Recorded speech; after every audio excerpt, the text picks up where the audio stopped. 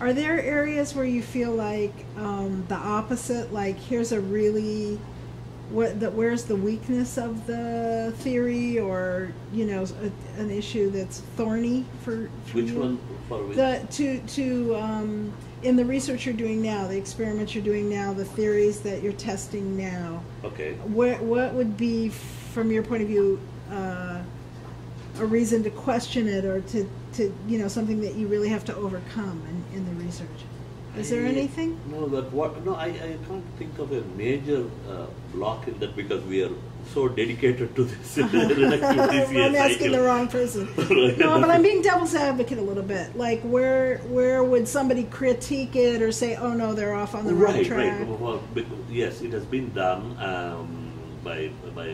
You see, there is a metabolism first people, and then there is this other genetics first people are there, and then to our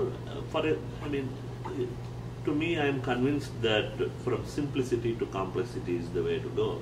For example, these enzymes. There are people who say that acetyl-CoA synthetase, that is the pathway, is the first pathway before instead of the reductive TCA cycle. But then it requires enormously complex cofactors or coenzymes to make that happen. Here, what we see with reductive TCA cycle is just iron.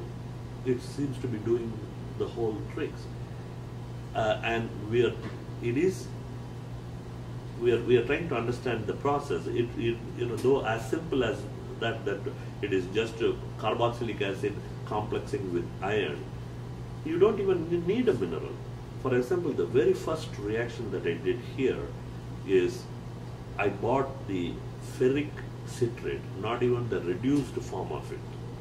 I bought ferric citrate and heated it at 50 degrees, and we saw the cleavage.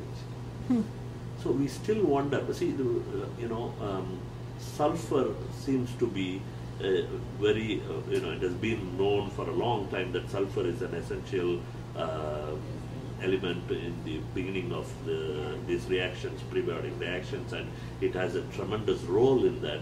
But in citrate cleavage, you don't even need that. It might enhance the result, enhance the yield of this cleavage, and it might accelerate the reaction. I don't know. We haven't done that yet. But what we see is that just iron is good enough, in material of its state. So I'm totally amazed at the simplicity of this thing. But understanding the organic chemistry and the structural aspects of this is going to be tough, because there has been publications like citrate iron complex fuzzy chemistry in 2002. Then there is a paper which in a very reputed Journal of Chemical Society, well established, traditionally good work is published in Journal of Chemical Society.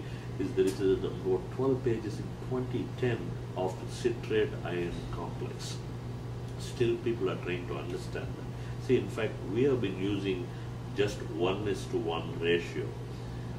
So we haven't, we haven't changed the concentrations, changed the stoichiometry. That might, when there is a free iron, how that would change it. It might increase the yield, or it might do something else with the catalytic. It might do much more catalysis, or we don't know it.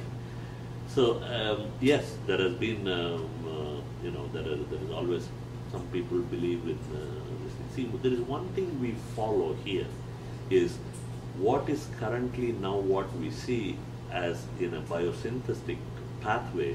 There are various compounds. There is a compound progression starting at one of the compounds of the reductive citric acid cycle. One of the components is taken, and there are, it can go to 28 steps or 25 steps depending on whether you are synthesizing a nucleoside or a nucleotide or an amino acid. Now there are various intermediates. We are looking at those intermediates as what it might have happened.